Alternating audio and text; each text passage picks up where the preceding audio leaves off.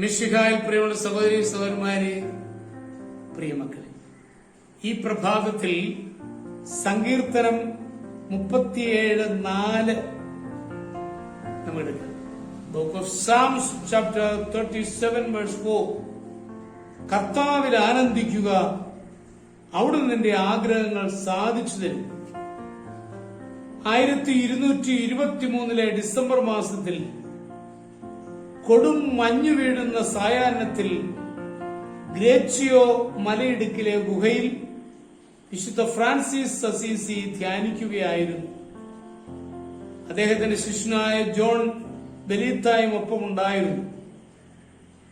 ക്രിസ്മസിന് ഏതാനും ദിവസങ്ങൾക്ക് മുൻപ് ഫ്രാൻസിസ് ജോണിനോട് പറഞ്ഞു, ജോണേ, ഉണ്ണീശോ അന്ന് പാതിരാത്രിയിൽ കാലിത്തൊഴുത്തിൽ പിറന്ന അതേ രീതിയിൽ തന്നെ നമുക്കിത്തവണ ക്രിസ്മസ് ആഘോഷിക്കണം. അതിനായി പുൽക്കൂടും കാളയും കഴുതയുമെല്ലാം അവിടെ ഉണ്ടാകണം. ഫ്രാൻസിസിന്റെ വാക്കുകൾ അനുസരിച്ച് മലയിലെ ഗുഹ കാലിത്തൊഴുത്ത് പോലെ ജോൺ ഒരുക്കി. ഒരു വശത്ത് കാളയെയും കഴുതയെയും കെട്ടി അതിന് തിന്നാനുള്ള പുല്ലും വൈക്കോലുമെല്ലാം നിരത്തി.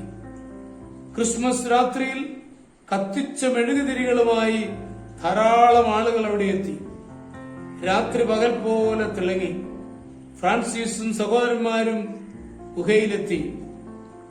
അന്നത്തെ വിശുദ്ധ കുർബാന അവിടെയാണ് നടന്നത്.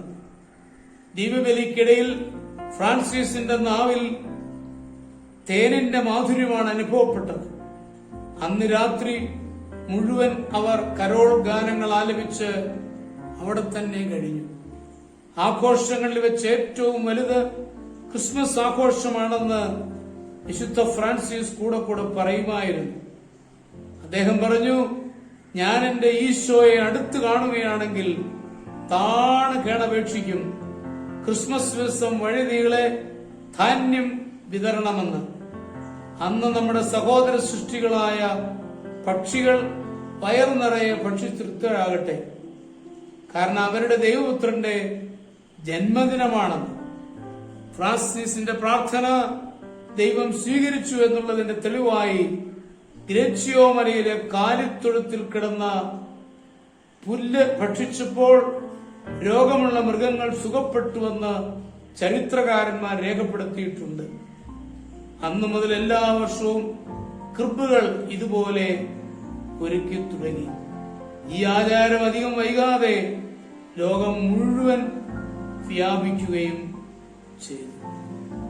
നമ്മുടെ കർത്താവ് ഈശോമിശിഹായുടെ കൃപയും പിതാവായ ദൈവത്തിന്റെ സ്നേഹവും പരിശുദ്ധാത്മാവിന്റെ സഹവാസവും പരിശുദ്ധ അമ്മയുടെ മധ്യസ്ഥതയും നിങ്ങളെല്ലാവരോടും കൂടി ധാരാളമായിട്ടുണ്ടായിരിക്കട്ടെ, എപ്പോഴും എപ്പോഴും എന്നേക്കും. ആമേൻ.